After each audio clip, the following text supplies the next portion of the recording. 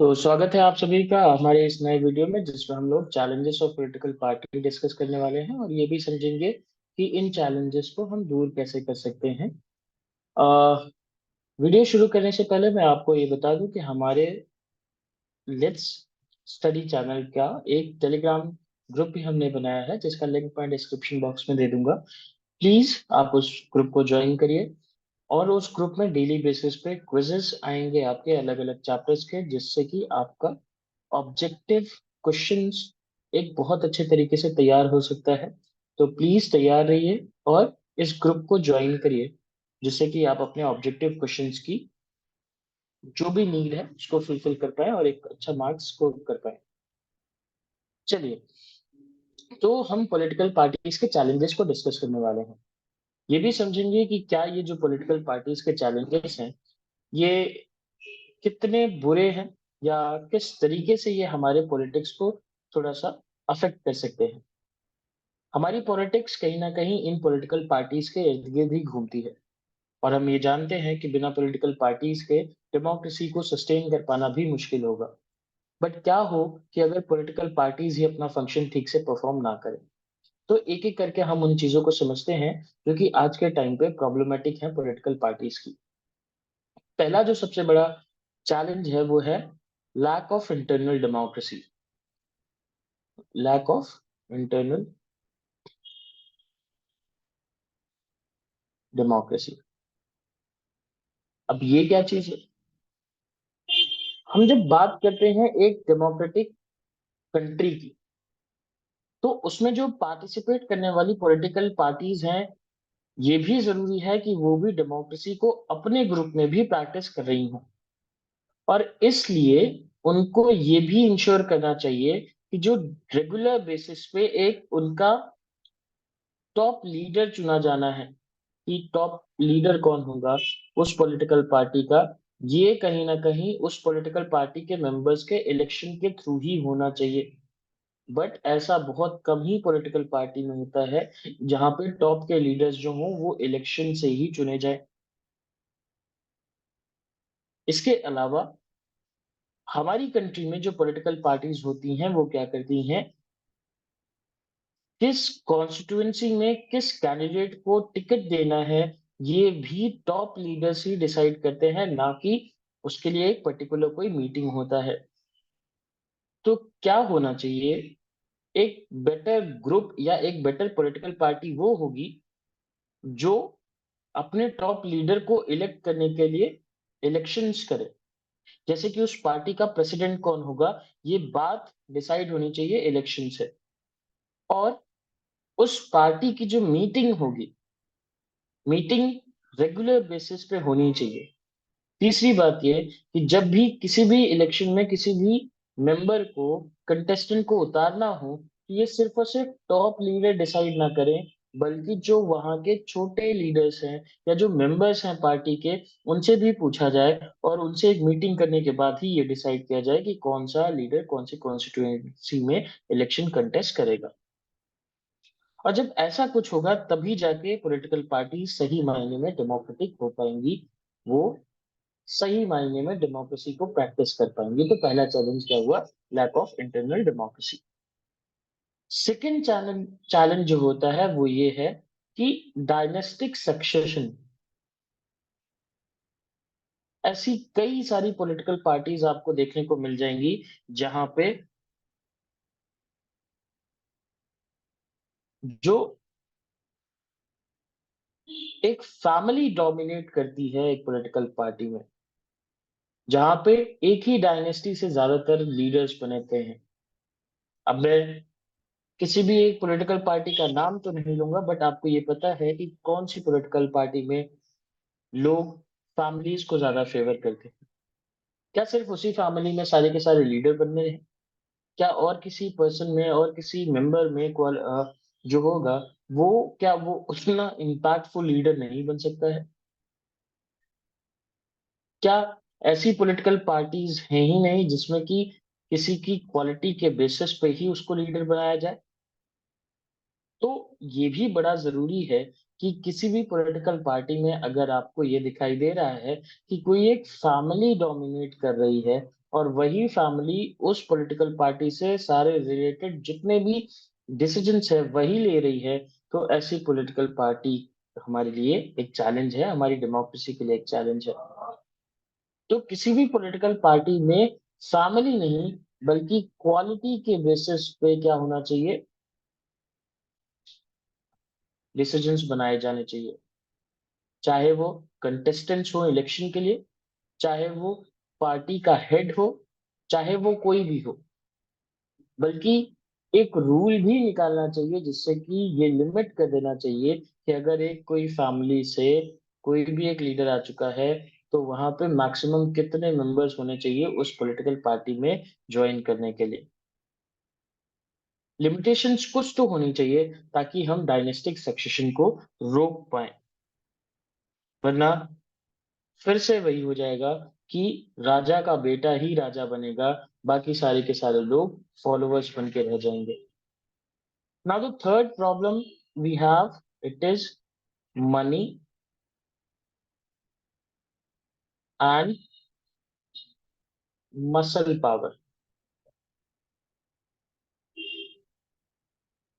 अब आप ये सोचेंगे कि मनी कैसे किसी भी चीज की प्रॉब्लम हो सकती है, तो ये बिल्कुल होती है। अब जरा समझिए, आपका लीडर कौन बेटर हो सकता है, कौन ऐसा इंसान हो सकता है जो आपको बेटर, आपको लीड कर सकता है। एक वो इंसान जिसने गरीबी देखी हुई है, और एक वो इंसान जिसको ये लगता है कि पैसे के दम पे सब कुछ खरीदा जा सकता है। रियलिटी है, बट कहीं ना कहीं प्रॉब्लम्स, इमोशंस, या फिर और जो नीड होगी आपकी वो कौन समझ पाएगा, जो कम पैसे वाला इंसान होगा। या हो सकता है कि जिसके पास पैसा ज्यादा है वो भी समझ ले, बट प्रॉब्लम ये है कि अगर कोई कैंडिडेट मनी को एज अ सपोर्ट यूज करता है इलेक्शन में, जैसे मान लीजिए किसी कैंडिडेट ने बहुत ज्यादा पैसा खर्च कर दिया इलेक्शन को कॉन्टेस्ट करने के लिए, तो ऐसी सिचुएशन में कहीं ना कहीं उसे एक अपर हैंड मिल जाएगा। जब वो इलेक्शन कंटेस्ट कर रहा होगा, जब वोटिंग हो रही होगी, लोग उसको ज्यादा देख पाएंगे, लोग उसकी ज्यादा बात करेंगे। तो आपको भी ऐसे लीडर से थोड़ा सा सावधान होना चाहिए जो कि मनी फ्लॉन्ट कर रहा हो, जो कि दिखा रहा हो कि उसके पास कितनी मनी है, जो कि मनी को दिखा के, जो पैसे को दिखा के आपको खरीदने की कोशिश करे या आपको ललचाने की कोशिश करे। कई बार हम ये भी किस्से सुनते हैं कि आए दिन जो इलेक्शंस होते हैं उसमें लीडर्स इलेक्शन से एक दिन पहले, दो दिन पहले जितनी भी सिटीजन्स होते हैं उनमें से ज्यादातर को पैसे बंटवा देते हैं ताकि वो वोट कास्ट करें। तो ये तो एक बड़ी प्रॉब्लम है। अब ऐसी सिचुएशन में जिनके पास पैसे नहीं है, वो इलेक्शन में कैसे बराबरी कर पाएंगे इस इंसान से जिसके पास बहुत पैसे हैं। ये बड़े बड़े कार में घूमेगा, ये बड़े बड़े लोगों को पैसे देके अपनी रैलीज में बुलाएगा, ये बहुत सारे लोगों को इन्फ्लुएंस करेगा कि देखो नेता बनना है तो अच्छे कपड़े, अच्छी गाड़ी, अच्छा रुतबा होना जरूरी है। बट नेता वो नहीं जो आपको कहीं ना कहीं अच्छे कपड़े, अच्छे गाड़ी और एक क्लास दिखाने की कोशिश करता है। नेता वो होता है जो आपकी क्लास को अपग्रेड करने की कोशिश करता है, जो आपकी प्रॉब्लम्स को खत्म करने की कोशिश करता है। बट ये चुनाव कैसे होगा कि कौन सा नेता सही है कौन सा गलत? तो ऐसा नेता या ऐसी पॉलिटिकल पार्टीज जो अपने कैंडिडेट्स के लिए बहुत ज्यादा पैसा खर्च कर देती हैं उनके प्रचार के लिए, तो उन पार्टी से आपको थोड़ा बचना चाहिए। दूसरा ये भी कि मसल पावर, आप ऐसे कई सारे कैंडिडेट्स को देखेंगे जो कि काफी हद तक लोगों को डरा कर भी वोट ले लेते हैं। ये अलग अलग जगहों पे जाके लोगों को धमकी देंगे कि भाई अगर तुमने हमको वोट नहीं दिया फिर हम तुमको बताते हैं। या ऐसे लीडर्स जो क्रिमिनल रिकॉर्ड्स वाले लीडर हैं, और हम ये देखते हैं कि पॉलिटिकल पार्टी जरा सा भी नहीं हिचकती उन लोगों को टिकट देने के लिए जो कि क्रिमिनल्स होते हैं। पता चल रहा है कि 70 अबव केसेस हैं फिर भी उनको चीफ मिनिस्टर बनाया जाए किसी के ऊपर। पता चल रहा है कि कितने ही केसेस, रेप के केसेस, मर्डर के केसेस हों और उनको कोई बढ़िया सी पोस्ट दे दी जा रही है। एक जगह दे दी जा रही है जहां पे वो इलेक्शन कंटेस्ट कर सकते हैं। तो ऐसी सिचुएशन अगर है किसी पॉलिटिकल पार्टी में, तो आपको दूर से ही उनको प्रणाम बोलना चाहिए और कहना चाहिए कि भैया हम आपके साथ नहीं आ सकते हैं। और इस चैलेंज को भी समझना चाहिए, जो कि हमारी डेमोक्रेसी के लिए एक चैलेंज बन चुका है, कि जब क्रिमिनल्स हमारे पार्लियामेंट में जाएंगे तो वो कैसा लॉ बनाएंगे, वो आप और हम दोनों ही समझ सकते हैं। तो तीसरा प्रॉब्लम हमने सोच सुन समझा कि है मनी और मसल पावर। इसके अलावा एक और प्रॉब्लम देखते हैं। अब बात आई चॉइसेस की, मीनिंगफुल चॉइसेस, मीनिंगफुल चॉइसेस। अब इसको समझने की कोशिश करिए। हम जब बात करते हैं कि भैया देखो, हम अगर मार्केट में जाएं तो हमें एक तरीके के सारे सामान नहीं दिखने चाहिए। हमारे साथ क्या होना चाहिए, हमारे पास चॉइसेस होनी चाहिए।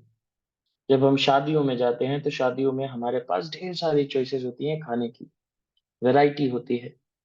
हमारा मन, हम जो भी चूज करना चाहें हम वो खा सकते हैं। चाइनीज होता है, इटालियन हो सकता है, आपका कंटिनेंट या अपना कॉन्टिनेंटल हो सकता है।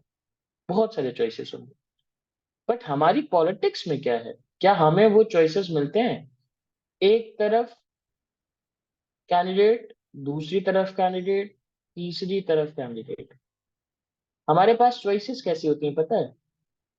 हमको चॉइस ये करना पड़ता है कि ये ए है, बी है, सी है। चलो, ए ने क्या किया है, इनके ऊपर 30 केसेस हैं।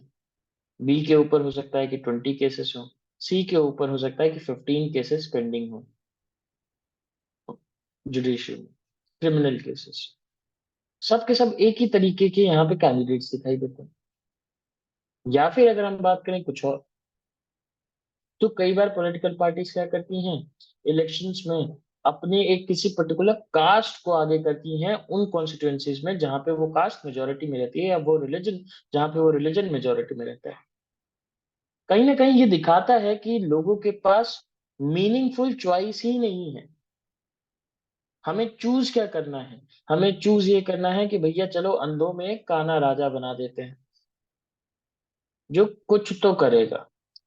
बट रियलिटी ये है कि वो सब के सब एक ही जैसे हैं। सब के सब कहीं तो कहीं करप्शन में, कहीं तो कहीं उनका एजुकेशनल बैकग्राउंड, कहीं ना कहीं उनके क्रिमिनल केसेस, वो सारे के सारे लगभग एक जैसे हैं। और ये एक बहुत बड़ा नेगेटिव इम्पैक्ट होता है हमारे इलेक्शन में, जब हम लोग वोट कास्ट करने जाते हैं।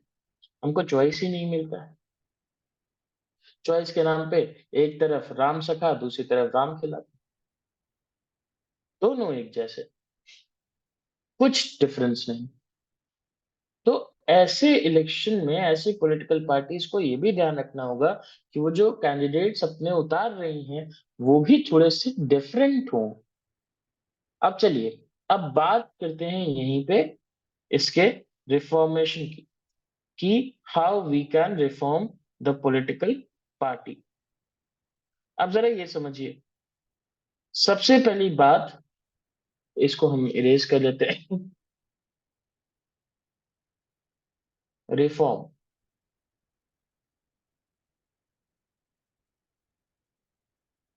पहला काम हमें क्या करना चाहिए कि हमें ऐसे एमपीज और एमएलएज, एमपी और एमएलए को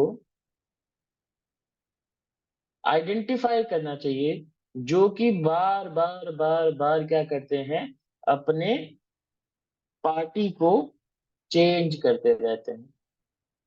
मैं ये तो नहीं बोलूंगा कि ये सही है या गलत है, बट सिर्फ और सिर्फ पॉलिटिकल बेनिफिट के लिए पार्टी और आइडियोलॉजी को चेंज करना वैसा ही हुआ जैसे कि हम सब किसी को चीट करें। आप पॉपुलेशन से, सिटीजन से वोट तो किसी और आइडियोलॉजी के नाम पे लेते हो, बट जैसे ही जरूरत चेंज होती है आप अपनी पॉलिटिकल पार्टी चेंज कर देते हो। तो ये तो बिल्कुल भी सही नहीं है। एक ऐसे ही लीडर है जो ये क्लेम करते हैं कि भैया देखो, ट्रेन में कितने ही पैसेंजर्स जाते हैं, उस पर तो कोई चालान नहीं होता। बसेस में कोई चालान नहीं होता है। तो बाइक पे अगर हमने गलती से 3 लोगों को बैठा लिया तो उस पर भी चालान हो रहा है। तो अगर उनकी गवर्नमेंट आई तो वो क्या करेंगे, चालान को माफ कर देंगे बाइक पे। ऐसे ऐसे लीडर हैं जो अपनी जरूरत के हिसाब से क्या करते हैं, चेंज कर लेते हैं पार्टीज को। तो सबसे पहली बात, हमें क्या करना चाहिए, ऐसे इलेक्टेड रिप्रेजेंटेटिव्स को थोड़ा सा रोकना चाहिए। ठीक, इन्हें रोकना चाहिए कि कोई भी एमपी एमएलए जिसने पार्टी चेंज करी हो वो अपनी सीट भी खो दे लेजिस्लेचर में, ताकि वो ऐसा दोबारा ना करे। वरना ऐसे एमपी एमएलए काफी सारे होंगे जो हमेशा यही करते आएंगे और करते रहेंगे अपने पॉलिटिकल बेनिफिट के लिए। इसके अलावा क्या कर सकते हैं, हमारी सुप्रीम कोर्ट ने एक ऑर्डर पास किया है जिससे कि इन्फ्लुएंस ऐसे लोगों का कम किया जा सके जो क्रिमिनल बैकग्राउंड से हों। और इसलिए जितने भी लोग कैंडिडेट्स होंगे उन्हें एक एफिडेविट,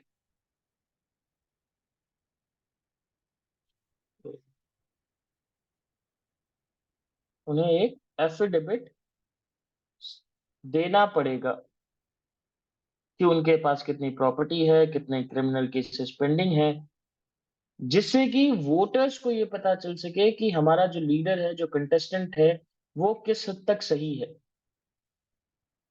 जब एक लीडर अपना एफिडेविट देगा कि उसके पास प्रॉपर्टी कितनी है, उसके पास कितने क्रिमिनल केसेस हैं, तो वहां के सिटीजन्स कम से कम ये तो जान सकते हैं कि क्या ये एक लीडर बनाने लायक है भी या नहीं है।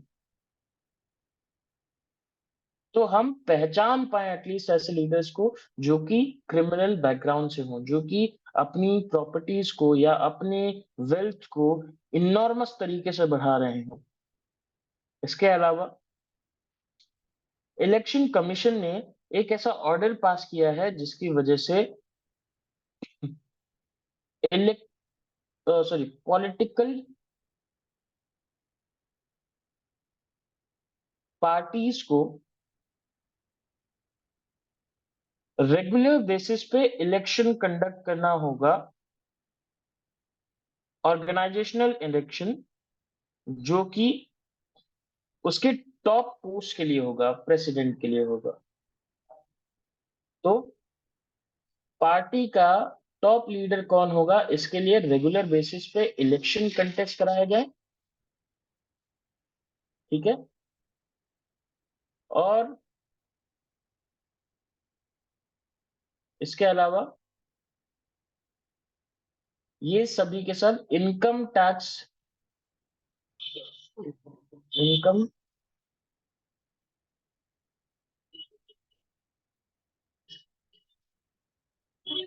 इनकम टैक्स रिटर्न भी फाइल करें, जिससे कि ये पता चल सके कि ये सभी के सब कितने पैसे कहाँ और कैसे खर्च कर रहे हैं। चौथी बात ये जो कि करनी चाहिए हमें पॉलिटिकल पार्टीज को रिफॉर्म करने के लिए, हमें इंटरनल अफेयर्स को रेगुलेट करने के लिए पॉलिटिकल पार्टीज की ये कंपलसरी करना चाहिए कि जितने भी रजिस्टर उस मेंबर्स हैं, मेंबर्स ऑफ पॉलिटिकल पार्टी, इनका एक रजिस्टर मेंटेन होना चाहिए। रजिस्टर मेंटेन होना चाहिए कि उनके कॉन्स्टिट्यूशन, उस पर्टिकुलर पार्टी के कॉन्स्टिट्यूशन, और to have an independent authority to act as a जज in party disputes and to hold up an election to the highest post. क्या बोल रहे हैं, एक रजिस्टर मेंटेन होना चाहिए ऑफ इट्स मेंबर, जो कि उस पॉलिटिकल पार्टी के कॉन्स्टिट्यूशन को फॉलो करेंगे। उसके अलावा अगर कोई डिस्प्यूट होता है तो वहां पे कैसे उस डिस्प्यूट को रिजॉल्व किया गया, इसकी भी जानकारी आपको उस रजिस्टर में मेंटेन करनी पड़ेगी। और साथ ही साथ इलेक्शन की जानकारी भी आपको उस रजिस्टर में मेंटेन करनी होगी। फिर उसके बाद पॉलिटिकल पार्टीज के लिए एक और ऑर्डर आया जिससे कि उनको minimum number of ticket about one third वो वुमेन कैंडिडेट्स को देनी होगी, जिससे कि वुमेन पार्टिसिपेशन भी इंश्योर हो पाए। कैंडिडेट्स को टोटल वन थर्ड सीट देनी होगी उन कॉन्स्टिट्यूएंसीज में जहां पे वो इलेक्शन कॉन्टेस्ट कर रहे हैं। फिर there should be state funding of elections. Government should be giving parties money to support their elections and expenses. This support could be given in kind, petrol, paper. अब देखिए, सिक्स्थ, इलेक्शन में खर्च होने वाला जो भी पैसा है वो कौन प्रोवाइड करे? स्टेट फंड करे, स्टेट फंडिंग हो, जिससे कि ऐसे खर्चे जो कि ज्यादा एक्सपेंसिव होते हैं या फिर अपने आप का एक अलग सा माहौल बनाने के लिए किए जाते हैं, या जो अननेसेसरी एक्सपेंसेस होते हैं उसको कट डाउन किया जा सके। अब ये स्टेट फंडिंग हो सकती है कि या तो ये मनी हो जाए या तो ये काइंस में दिए जा सकते हैं, जैसे कि पेट्रोल,